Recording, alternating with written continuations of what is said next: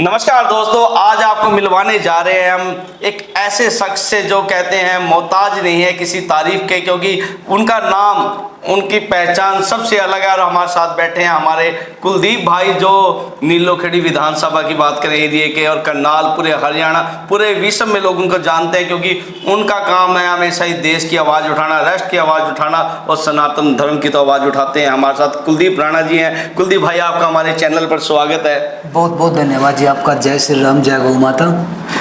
तो कुलदीप जी, आपने लोगों का, कहते हैं कि युवाओं के बीच आपके एक युवा आपसे पावर लेते हैं, एक एनर्जी का काम कर रहे हैं, और युवा आपसे धीरे धीरे जुड़ते जा रहे हैं। उसका क्या राज है? आप में ऐसी कौन सी पावर है जो युवाओं का आपके प्रति इतना, यानी आपकी तरफ आकर्षित हो रहे हैं सभी? देखिए जी, मेरे पास तो एक्चुअली में तो कुछ भी नहीं है। बस ये है कि अभी समाज की और धर्म की हम रक्षा करने के लिए जहाँ पे भी हमारी ज़रूरत पड़ती है, गांव को, समाज को, शहर को, जिसको भी ज़रूरत पड़ती है, हम तत्पर खड़े हो जाते हैं। चाहे वो गौ माता की बात हो, चाहे वो देश की बात हो, और चाहे वो धर्म की बात हो, हम हमेशा तत्पर रहते हैं। चाहे किसी बरादरी के साथ भी हो, भाई अगर जो किसी बरादरी के साथ गलत हो रहा है तो हम वहाँ पर भी जाकर स्टैंड लेते हैं। तो कुलदीप जी, आज हमारा मकसद था, हमारे दर्शक आपको लाइव देख रहे हैं, सामने हम आपको दर्शकों को पूरा लाइव इसलिए दिखा रहे हैं क्योंकि आप एरिया की आन बान साहब, युवाओं की धड़कन है। क्योंकि आपने हमेशा ही तिरंगा यात्रा में, किसी को पता नहीं था, ऐसे लोग पहले तिरंगा यात्रा नहीं निकालती, तो आपने अपने एरिया में तिरंगा यात्रा हजारों युवाओं को लेकर निकाली है। पहले तिरंगा यात्रा की बात करेंगे, अब तक आपने कितनी तिरंगा यात्रा निकाल ली है? हमने कम से कम भी हर साल से 4 साल से निकालते आ रहे हैं, और हमने 4 तिरंगा यात्रा निकाल चुके हैं हम, और 4 ही हम हिंदू नववर्ष मना चुके हैं। तो उससे क्या है कि जैसे कि हम हिंदू नववर्ष मनाते हैं, जब स्टार्टिंग में मैं आया था, मानता हूँ कि मैंने स्टार्टिंग से स्ट्रगल किया है भाई। जैसे कि 36 बरादरी के अंदर मेरा उठना बैठना था, मैंने कभी किसी के साथ भेदभाव भी नहीं किया, और आप इसके बारे में शहर में मेरे बारे में कन्फर्म कर भी सकते हो, और एरिया में भी कन्फर्म कर सकते हो। तो मैंने कभी किसी के साथ जातिवाद नहीं किया। तो स्टार्टिंग से ही मैं सबके साथ उठता था, बैठता था, तो मेरे लिंक ऑटोमेटिक ही इतने ज़्यादा हो गए थे कि भाई मेरे को है ना कभी किसी चीज़ की प्रॉब्लम नहीं आती थी। अगर जो मैं एक बंदे को फ़ोन करता था ना, तो 10 बंदे मेरे लिए आते थे हमेशा। अगर जो मैंने एक गाड़ी के लिए बोला तो 10 गाड़ियां आती थी। तो वही तो क्या राज है, वही तो कह रहा, क्या राज है जो आपकी तरफ कैच या चुंबक की तरह खींचे चले आते हैं? कभी किसी को गलत नहीं बोला, दी बहनों का सबका सम्मान किया, सबकी एक जैसी मानी है। तो जैसे कि उस टाइम स्टार्टिंग में मैंने प्रोग्राम करने शुरू किए थे, तो मेरे को तो ये था कि हाँ अभी हम 500, 700, 1000 आदमी इकट्ठे हो जाएंगे। लेकिन है ना, जब मैंने प्रोग्राम किया तो हज़ारों की संख्या के हम इकट्ठे हुए।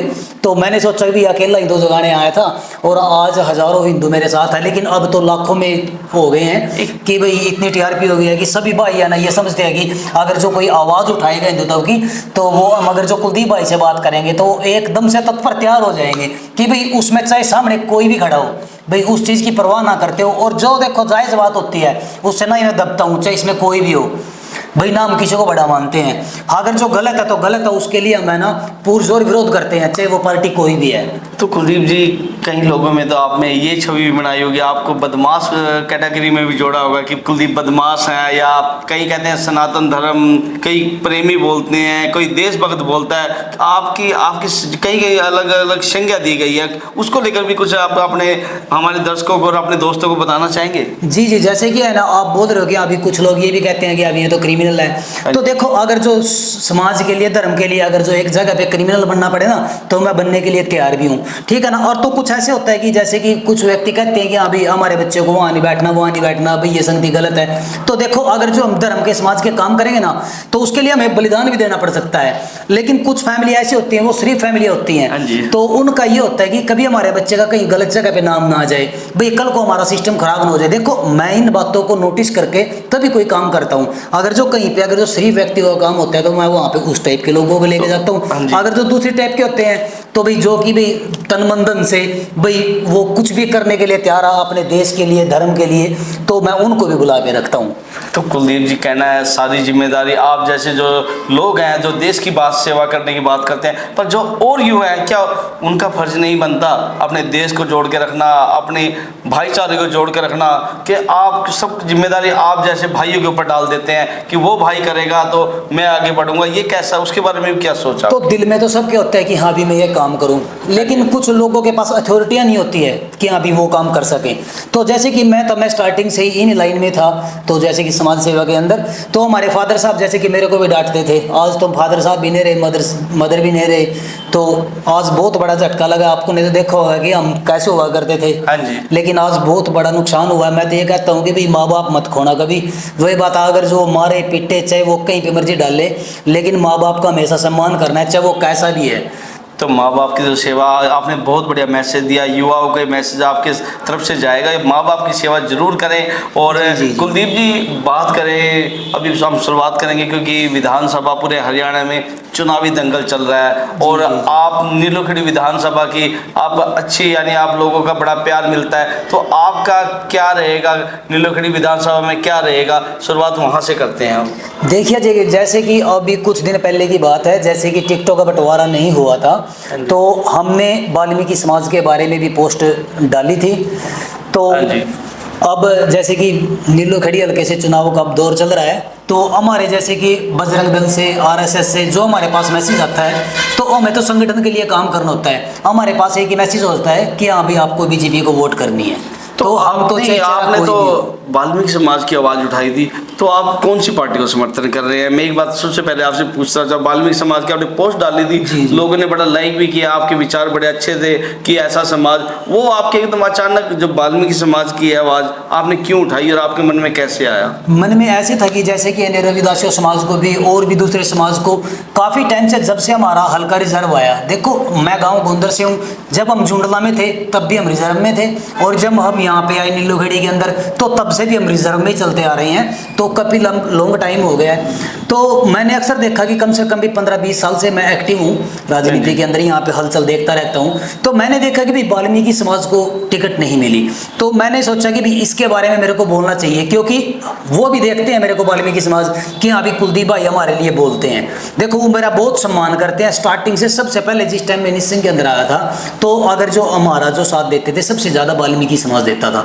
तो इस वजह से मैंने इस आवाज़ को उठाने की कोशिश की थी, लेकिन क्या सीन हुआ कि हमारे जो वाल्मीकि समाज है ना, वो थोड़ा सा साइलेंट है, वो थोड़ा सा दबके रह गए हैं, क्योंकि फाइनेंशियली अगर जो बंदा स्ट्रॉन्ग नहीं है तो वो कोई आवाज़ नहीं उठा सकता। मैंने ये नोटिस किया है, जो यानी कि वो जोन लेवल पे ही बिलोंग करते हैं, ये समझ के चलो भाई, एक मिडिल क्लास हो गया, एक हाई लेवल हो गया, तो वो बेचारे जोन लेवल पर ज़्यादा लोग स्टे करते हैं, तो उन्होंने ये आवाज़ नहीं उठाई। अगर जो उस टाइम जैसे कि मैंने ये मुद्दा उठाया था, अगर जो वाल्मीकि समाज 10 लड़के लेके आता तो मैं 500 लड़के लेके आता, और वो सर्व समाज से लेके आता, ये नहीं था कि उसमें बरादरीवाद, यानी आपका सपना था। हाँ जी, क्योंकि देखो काम हर समाज के होते हैं। अब जैसे कि रविदासिया समाज के हो गए, राजपूत समाज के हो गए, 36 बरादरी के हो गए, ठीक है ना, तो वाल्मीकि समाज का भी हक बनता है कि अभी एक बार उनको भी टिकट दी जाए। और अच्छे नेता थे बीजेपी के पास, वो ऑप्शन था। अच्छा, आप बीजेपी पार्टी को समर्थन कर रहे हैं? जी जी, हम बीजेपी पार्टी को। दोस्तों ये भी बात सामने निकल गया, कुलदीप जी जिसकी तरफ लग जाए तो कुछ बड़ा ही होगा, और बाकी करेंगे बात। आप बीजेपी जो समाज के लिए किसको समर्थन करते? भारतीय जनता पार्टी में किसको, आप कौन से कैंडिडेट थे? अभी तो जैसे कि पहले तो सुभाष चंद्रा जी भी थे, अमरनाथ सोधा भी थे, और धर्मपाल जी भी थे, काफ़ी बंदे थे यानी कि, ठीक है जी, और हमारे त्रावड़ी से कबीरपंथी जी भी थे। तो अब जैसे कि टिकट लेकर कबीरपंथी जी आए हैं, तो अब हम उनका ही समर्थन करेंगे, क्योंकि जो संगठन से आवाज़ आई है हमारे पास, क्योंकि हम तो उनकी गाइडलाइन पे चलना पड़ता है, क्योंकि हमें एक संगठन की जरूरत है, जो हिंदू संगठन से जुड़े हुए हैं। बात यही होगी कि आप वाल्मीकि समाज को समर्थन कर रहे थे, पर जब किसी को टिकट मिल गई है तो आप यानी कहेंगे हमारे दर्शकों से कि वो आप बिल्कुल भारतीय जनता पार्टी के साथ लगकर उनकी लड़ाई लड़ेंगे, यही है मतलब कहने का आपका तात्पर्य है कि आप उनके साथ खड़े होंगे? आप मेरी लड़ाई भारतीय जनता पार्टी के साथ थी, जो वाल्मीकियों वाली थी, क्योंकि मैं सोच रहा था कि अगर जो मैं वाल्मीकि समाज के साथ लगकर बीजेपी के साथ अगर स्ट्रगल करूंगा तो शायद हम वाल्मीकि समाज को टिकट दिलवा पाए, लेकिन ऐसा नहीं हुआ। तो एक बात और भी है, क्या कांग्रेस के विधायक को पसंद नहीं करेंगे जब नीलोखेड़ी से मान लो अब विधानसभा से धर्मपाल गोंदल जी को कांग्रेस की टिकट मिली है क्या? और एक सबसे बड़ी बात, वो आपके गांव के हैं, आपके गांव के, आपके पड़ोस के हैं, क्या आप उनको समर्थन नहीं करेंगे पड़ोसी को अपने? देखिएगा जी, जैसे कि अगर जो कोई बंदा सही है गलत है, देखो हर समाज को पता होता है उसके बारे में, गांव को और ग्वांड को, यानी कि जितने भी हमारे एरिया के अंदर सभी व्यक्ति होते हैं। अब जैसे कि नीलोखेड़ी हल्का में पिछले 5 साल हमारे धर्मपाल जी रह चुके हैं, तो अगर जो वो अच्छे कार्य करते सो तो उनको है ना, मैं नहीं भाई आप लोग सब उनको लाइक करते, ठीक है, उनके अंदर कुछ कमियां रही होंगी जिनकी वजह से आज हम उनको समर्थन नहीं कर रहे हैं। और सबसे मेन बात यह है कि मेरा तो समर्थन देने का उनको कोई तुक नहीं बनता, क्योंकि मैं संगठन से जुड़ा हुआ व्यक्ति हूँ और मैं बीजेपी को समर्थन करता हूँ। क्योंकि हमारे लिए जो राम मंदिर लेके आया ना, हमारी तो श्रद्धा वहां से है। यानी कहने के बाद जो राम को लाए हैं आप उनको लेकर आएंगे, अपनी पूरी टीम को उनके साथ जोड़ोगे। बिल्कुल जी। और चाहे इसके लिए ना कोई भी खड़ा हो सामने, यानी कि जैसे कि मान के चलो कि कबीरपंथी है, चाहे उससे दूसरा भी होता है, हमें उस चीज से मतलब नहीं है भाई, हम तो उनको वोट करेंगे जो राम को लाए थे।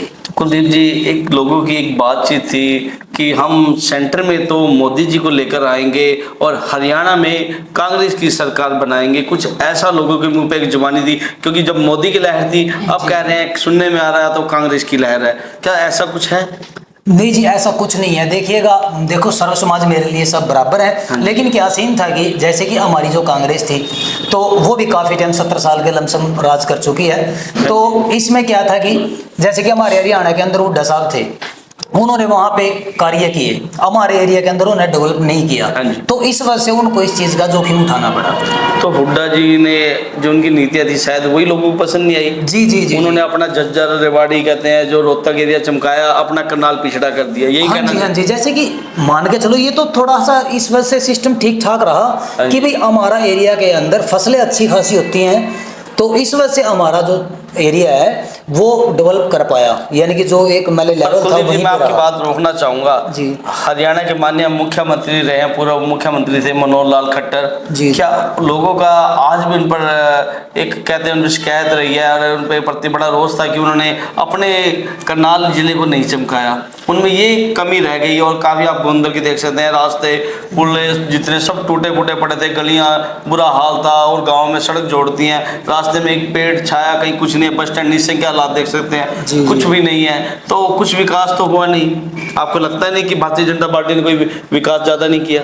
देखिएगा, जैसे कि पिछले 5 साल में जब कबीरपंथी 2014 के अंदर आए थे, हमारे खट्टर साहब आए थे, उस टाइम हमारे एरिया के अंदर जो हमारा हल्का है उसके अंदर बहुत कार्य हुए। ठीक है जी, हर गांव के अंदर आप सुन सकते हो, आप 24 घंटे यानी कि फील्ड में काम करते हो, आप देखते होंगे गाँवों के अंदर बीजेपी के जो कार्यकर्ता है वो कहते हैं कि हमारे गाँव में 30 करोड़ दे दिया, हमारे गाँव में 20 करोड़ दे दिया, हमारे गाँव में 15 करोड़ दे दिए। तो आज ये देखो कि भाई आज है ना, धर्मपाल के बारे में ये चीज़ कोई नहीं बोल सकता है कि भाई उन्होंने हमारे को पैसे दिए हैं।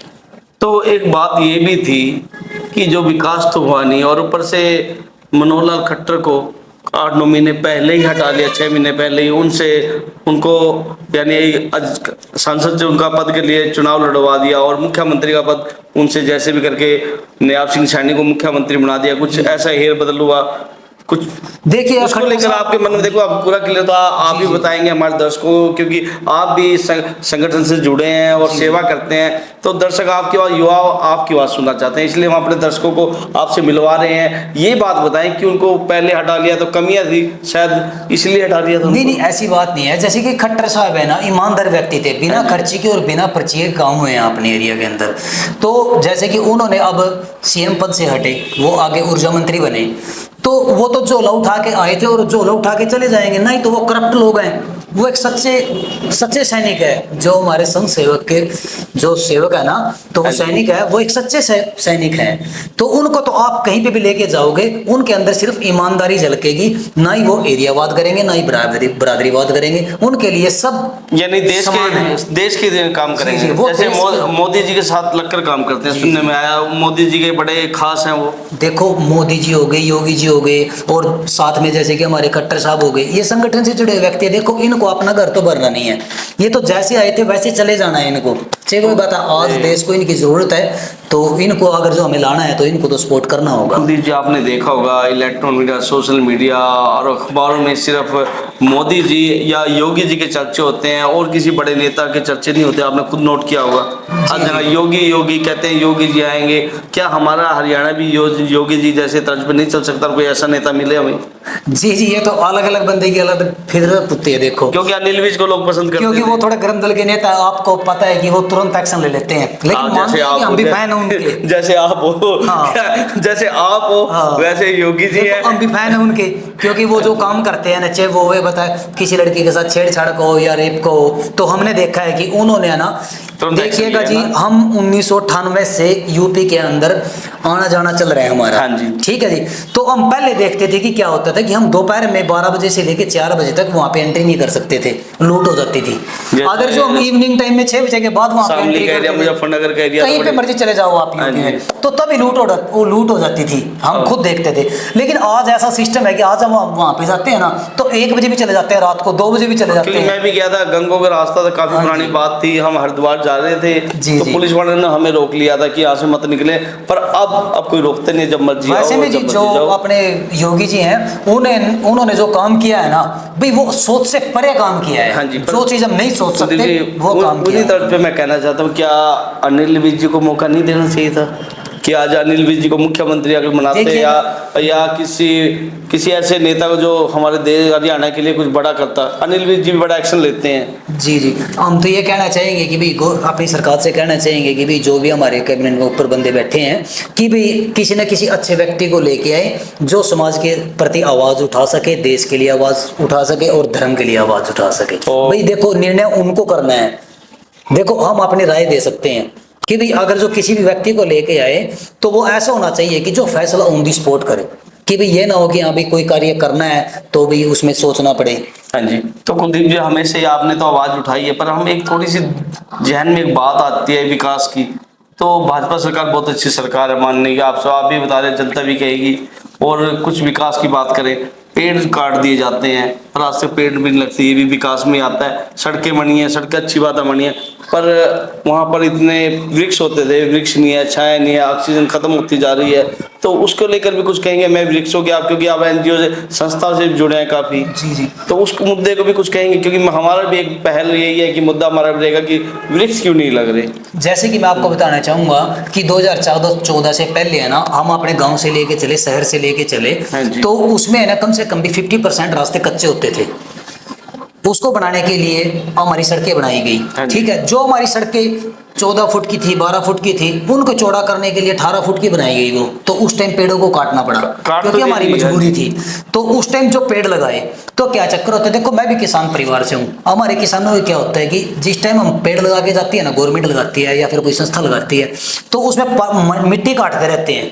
आप किसी भी सड़क पे चले जाओ, उसमें साइड में मिट्टी नहीं छोड़ते वे, बताए, लेकिन यूज हमने करनी है। कल को अगर जो कोई साधन उससे नीचे आता है तो वो सीधा खाई में गिरता है। तो ये उसका ये भी सबसे बड़ा रीजन है, क्योंकि आप खुद देखोगे कि जहाँ पे भी अगर सड़कें बनती है तो उस पर पेड़ तुरंत बाद लगाए जाते हैं। लेकिन ये तो हम सभी भाइयों का वही बात है। नहीं, ये मुहिम आप नहीं चलाएंगे कि पेड़ लगाएं और अपने लोगों को बचाएं, जीवन बचाएं और वातावरण को बचाएं? जी जी, पेड़ तो सभी को लगाने चाहिए, वो चाहे वो किसी संगठन से जुड़ा है, चाहे मेरा व्यक्ति, हर व्यक्ति को एक एक पेड़ तो सभी को लगाना चाहिए। दर्शक देख रहे हैं, उनका डिफरेंस क्वेश्चन इसलिए किया क्योंकि आप संस्थाओं से जुड़े हैं, आप आवाज उठाओगे तो आवाज आगे तक जाएगी। क्योंकि मैं वृक्षों के पीछे, क्योंकि हमारी पूरी टीम ऐसा चाहती है। नहीं, मैं तो ये चाहता हूँ कि मेरी सारी टीम को भी यानी एक एक पेड़, सभी भाइयों को मैं आपसे हाथ जोड़ के रिक्वेस्ट करता हूँ कि सभी एक एक पेड़ अवश्य लगाएं।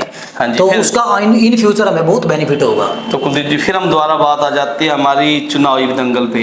हम बीच में हमने थोड़ा मुद्दा चेंज कर दिया था, पर हम फिर चुनावी दंगल पे बात करेंगे, क्योंकि अब लड़ाई है कांग्रेस और बीजेपी पार्टी की। काफी और भी जो आजाद लड़ रहे हैं, जिसमें काफी आपको पता है आजाद कैंडिडेट हैं, वो भी लड़ रहे हैं। तो उनका क्या रहेगा, टक्कर किसकी रहेगी, थोड़ा हमें बताएं हमारे दर्शकों को एक बार। देखिएगा, कोई अपनी लस्सी को खट्टी नहीं बताता, एक हरियाणवी भाषा में बोल दूं मैं, क्योंकि मेरी तरफ से तो कबीरपंथी जीत चुके हैं। जीत चुके हैं। हाँ जी, हाँ जी दोस्तों, क्योंकि उन्होंने बहुत अच्छे कार्य करवाए हैं। तो उसकी बदौलत आज उनको एक पार्टी का फेस वैल्यू इतनी बनी हुई है कि जैसे कि पीएम जी मोदी, आदित्यनाथ योगी जी आ रहे हैं जी जी प्रचार करने। हाँ जी, तो ये भी बड़ा धमाका होगा फिर। बिल्कुल जी, बहुत बड़ा धमाका होगा।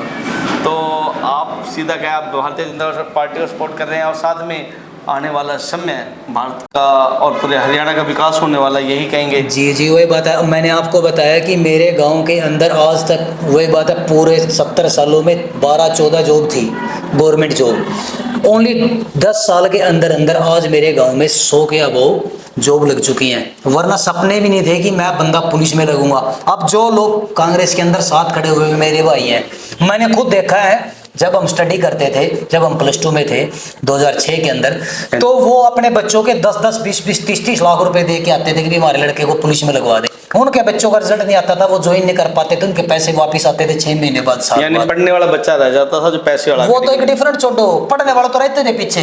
यानी कि जो कांग्रेस से यहाँ से वर्क कर रहे थे ना, जो पार्टियों से वर्क कर रहे थे, उनके लड़के नहीं लगे, औरों को तो छोड़ो। लेकिन आज ऐसा टाइम है, मेरे गांव में एसडीएम भी लग रहे हैं, माइनिंग इंस्पेक्टर मेरी फैमिली से लगा हुआ है।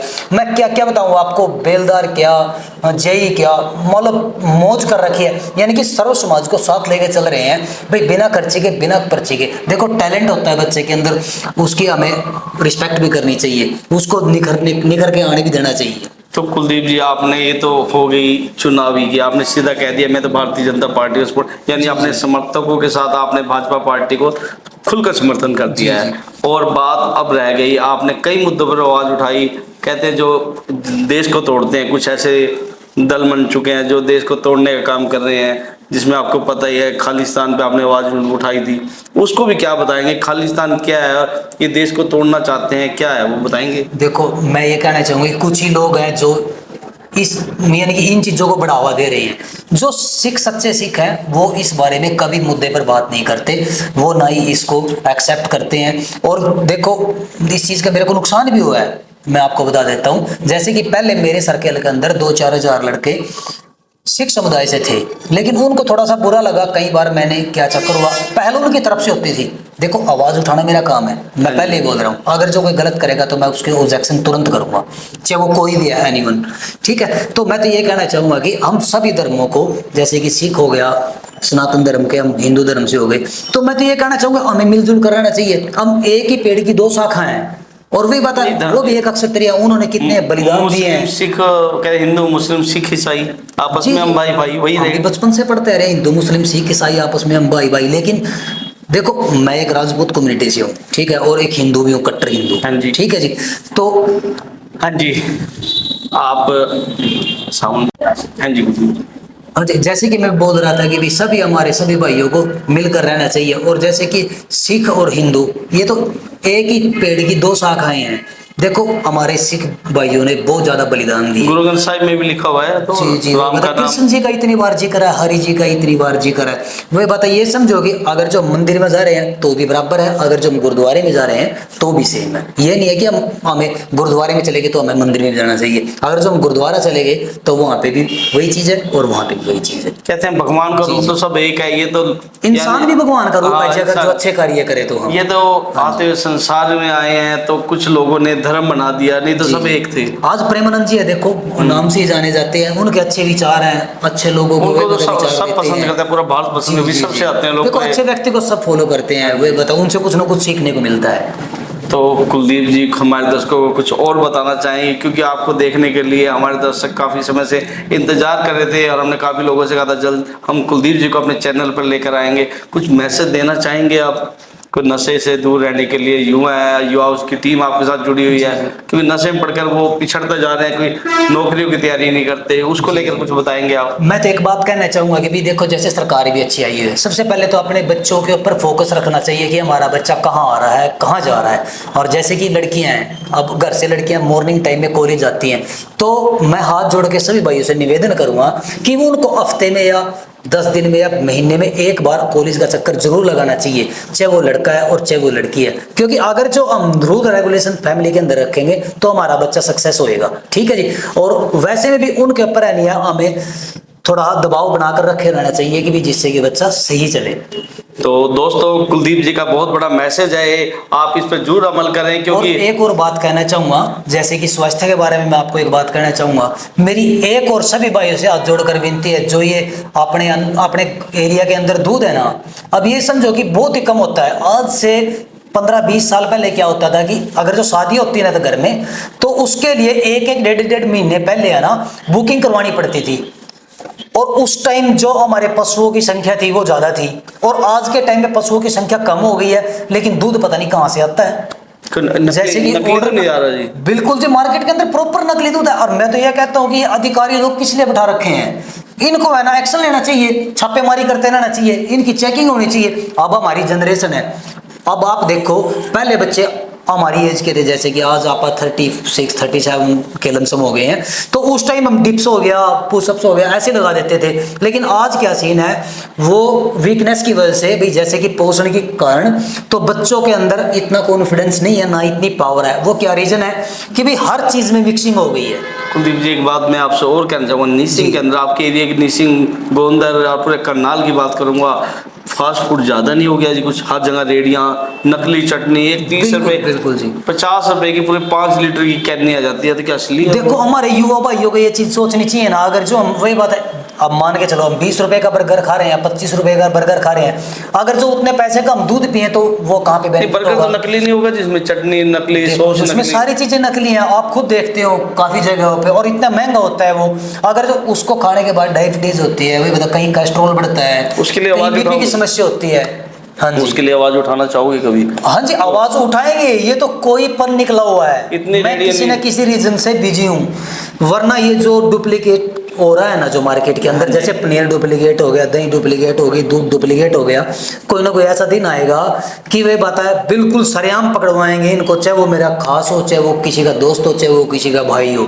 मैं सभी से नहीं, बिल्कुल नहीं बख्शेंगे जी। तो ये वही बात है, चेतावनी रहेगी उन लोगों को जो नकली सामान यूज करते हैं। चेतावनी है जी, बिल्कुल दोनों तरफ से चेतावनी है। अगर जो वैसे मानेंगे ठीक है ना, वरना दूसरा भी हमारे को मनाना आता है, कानूनी कार्रवाई करवाएंगे उनके ऊपर। ये जो इतने गोलगप्पे नकली, यानी बर्गर नकली, सॉस वगैरह, बड़ा नकली मटेरियल, जो मेरे युवा भाई है ना, उनको अपनी टीम में बनानी चाहिए। अगर जो मेरे लाइक कोई हेल्प हो तो मैं वो हेल्प करने के लिए तैयार हूँ, ठीक है ना। अगर जो युवा भाई है ना, उनको टीम बनानी चाहिए सभी चीजों के लिए, उसके लिए छापेमारी करवानी चाहिए। अब जैसे कि कोई रेडी वाला है, या कोई दूध वाला है, या कोई पनीर वाला है, या कोई करियाने वाला है, सब चीजें वे बात है, जहाँ पे डाउट लगे ना उसको तुरंत बता देना चाहिए, और तभी क्या तभी उसका सैंपल भरवाने का काम करना चाहिए। कुलदीप जी, ये मुहिम आपकी रंग लाएगी और हम आपके साथ बिल्कुल मिलकर चलेंगे, क्योंकि आप ये जो आवाज़ अच्छाई के लिए उठाओगे और देश के लिए उठाओगे, हमारे जैसे लोग आपसे जुड़ेंगे और अच्छा अपने देश को एक तरफ लेके चलेंगे। यही रहेगा कुलदीप जी, और आपने हमसे काफ़ी बातें करी, हम आपको अपने चैनल फिर लेकर आएंगे और अपने दर्शकों से मिलाएंगे, क्योंकि हमारे दर्शक आपसे हमेशा ही मिलने के लिए इच्छुक है, क्योंकि हमारे चैनलों पर आपको लाइव देख रहे हैं। और जाते जाते हमारी तरफ से आपको बहुत बहुत धन्यवाद, दिल से शुक्रिया जो आज आपने कीमती समय हमारे चैनल को दिया। आपको भी यहाँ बुलाने के लिए बहुत बहुत धन्यवाद। आपने मुझे इस लायक समझा, और मेरी आवाज़ को पहुँचाने के लिए आप लाखों लोगों के लिए यहाँ पे अभी सेंड करोगे, तो उसके लिए भी आपका बहुत बहुत धन्यवाद। और मैं सभी से ये कहना चाहूँगा, जय श्री राम, भारत माता की जय। दोस्तों, यही खासियत है कुलदीप जी की, भारत माता की जय, और अपने देश की आवाज़ उठाते हैं, युवाओं की आवाज़ उठाते हैं। जल्द इनका एक नया कार्यक्रम स्टार्ट होगा, जो युवाओं को उनकी शक्तियां, जो नकली खान पीन की, उनका बड़ा विरोध करने जा रहे हैं। कुलदीप राणा गोंदर से हैं। हम आपको चाहेंगे इस वीडियो को लाइक शेयर करें, और कुलदीप जी की जब बात हर युवा तक, हर नौजवान तक जाए, और जो देश का विकास करने में काफ़ी बड़ा योगदान देंगे। दोस्तों, वीडियो को लाइक शेयर जरूर करते रहे। नमस्कार दोस्तों।